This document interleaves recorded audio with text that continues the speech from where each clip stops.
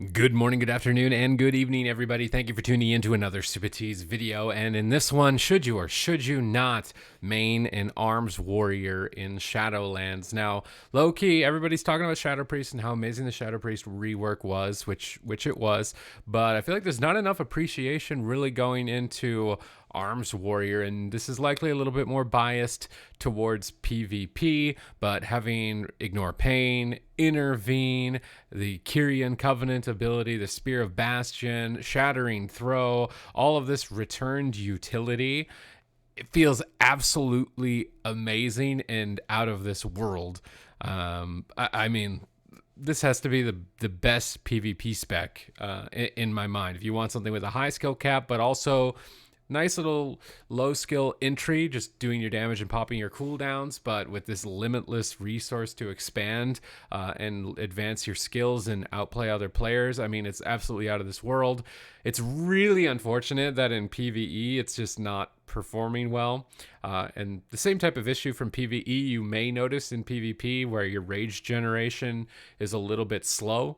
And then you'll feel like you're left without some globals to use. I definitely noticed that when I was playing through it. It's maybe the only downside of the specialization is its rage generation, and the fact that it's just not performing numbers wise in PvE. If you're a main PvP player, then that's a good thing because it means it'll get buffed more, and if it gets buffed more, then it's even more insane than it already is. So arms warrior is just a fantastic class overall. I wanted to run through my thoughts and run through the build that I'm going to be looking at specifically. And the first thing that you're going to be grinding towards and unlocking is going to be your legendary, right? And one of the legendaries that I was having the most fun with was the Signet of Tormented Kings, or the effect activating Bladestorm, Recklessness, or Avatar randomly casts one of the other two abilities. So it can at any time when you're Bladestorming grant you Avatar, or when you cast Avatar, it might give you Bladestorm, or it might give you Recklessness. And it adds just this really cool extra layer to your aggressive cooldowns that otherwise wouldn't be there. And I just thought it was really fun because of that. If you get a Recklessness with Bladestorm, I mean, you literally get Recklessness from Fury as arms. It was a really cool synergy. I had a lot of fun with this legendary specifically, and I think it will perform well. And I think I'll be able to make it work in PvE. Now, obviously, when I'm going to build a warrior for myself, it's going to be catered towards PvP, taking into account that I don't want to be totally useless in PvE, but I feel that it is more important to build towards PvP, as I think I can get all of the in-game achievements with a PvP build. But if I was going for MDI, Mythic World First Raider, obviously this wouldn't be the case. But if you're not going for that, and you want to do really well in PvP and have a good time and then still work in PvE, I think that this build will likely work for you. Specifically, the Dreadnought talent on the bottom row here. Overpower has 2 charges and causes a seismic wave, dealing 700 damage up to 5 enemies in 10-yard line. Is doing a lot of damage, and I've been running this talent pretty much every game, and it's going to dictate some of the conduits as well. Moving forward, just having 2 charges of overpower. Overwatch is kind of the number 1 honor talent coming in here, and I'm not sure if this literally got changed today when I looked at it, because I know already a lot of players were complaining about it, because basically as it reads, when you intervene an ally, they gain spell reflection for 5 seconds, or until a spell is reflected. Now, I feel like the or until a spell is reflected was either added literally today, days before the expansion comes out, or it's currently bugged and not stopping at 1 spell. I haven't been able to test it since seeing this change on the language of the honor talent itself, but this is a really insane outplay talent. You can cast this onto your mage, intervene your mage, and they go for a polymorph. They have spell reflection, so they'll be immune to interrupts, and it's really strong in that scenario in case. Or intervene to your healer and reflect back an incoming crowd control. You've got offense and defense baked into this honor talent. My hope is that it will remain only being 1 spell, because when it was 5 seconds, it was just, you couldn't outplay it. It was a little bit ridiculous, and I think that it will ultimately go to being only 1 spell at some point, but still really fun and phenomenal honor talent. Going into Soulbinds, this is going to be like the next step of, oh my goodness, what do I need to pick? There's so many choices, and honestly, Arms Warrior did have quite a lot when I was looking at it.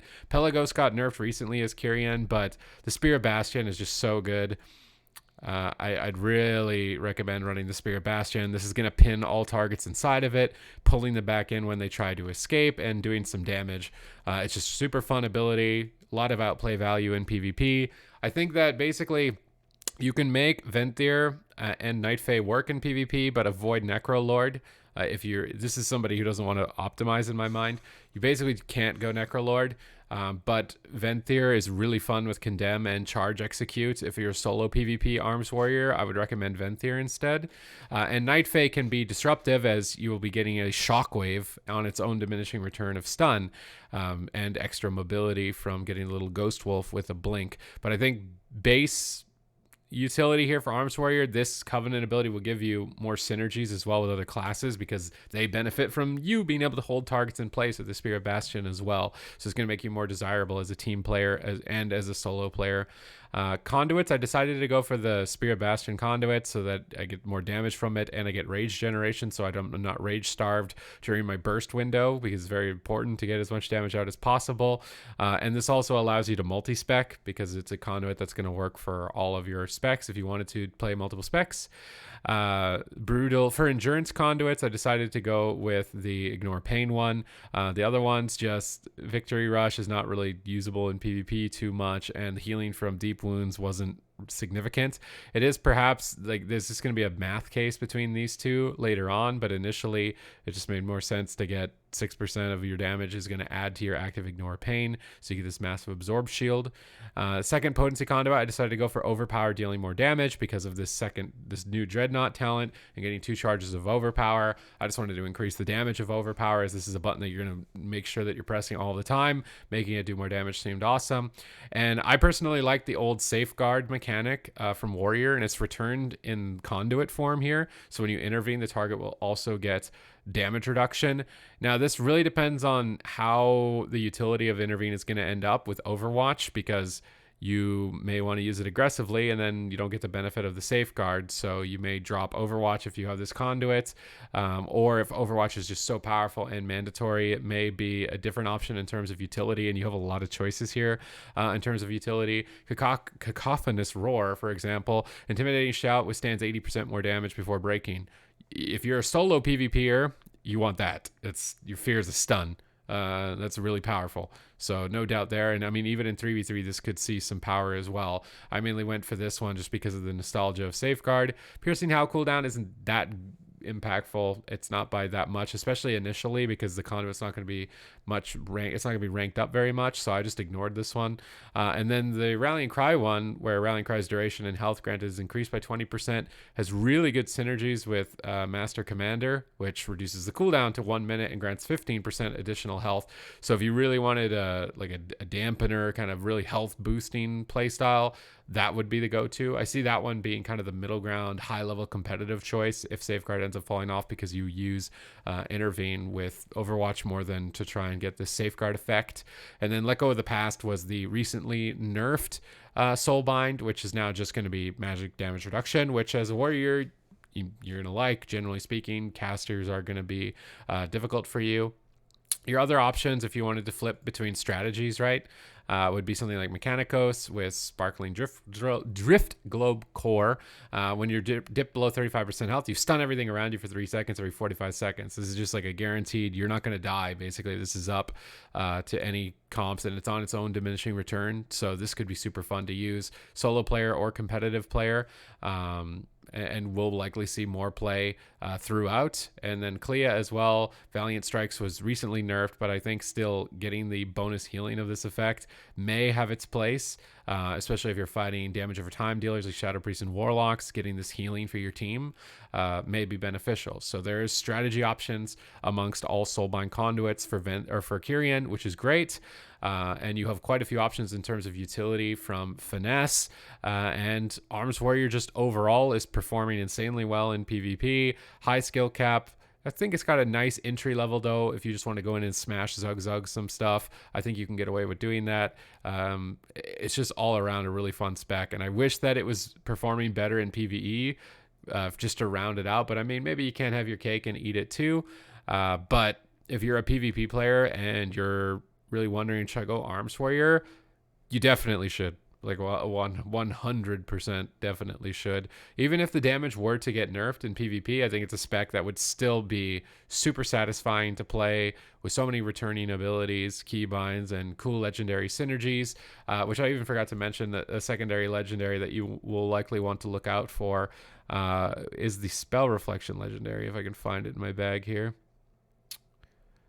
You're going to be wanting to go here. It is. So Misshapen Mirror. Spell Reflection lasts 60% longer and applies to your nearest ally. So you can get double reflects for your party team and just throw all of the spells back. If you've got, you know, bad memories of the Destruction Warlocks, you know, from Battle for Azeroth, you want to make them mad and make them angry, you can run the Intervene Spell Reflect, this Mass Reflect legendary. You can get your revenge, you know, your cold, hard-earned revenge. But Arms Warrior, phenomenal PvP spec. Definitely would recommend it in that regard. I hope you enjoyed this Soulbind Conduit run-through and legendary rundown. In my mind, just trying to keep it simple for everybody, and also give you a couple of choices as well if you want to go for Venti or Nightfade. Just avoid Necrolord at this point. And other than that, thank you very much for watching the video. If you enjoyed the video, please leave it with a thumbs up. If you like this type of content, then please subscribe to the channel as well, because then you'll be notified whenever my content is coming out live, and I'm uploading daily.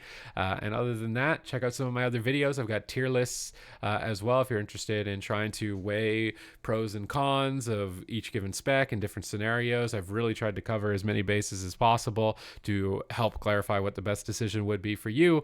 And other than that, thank you very much for watching, and I'll see you in the next video.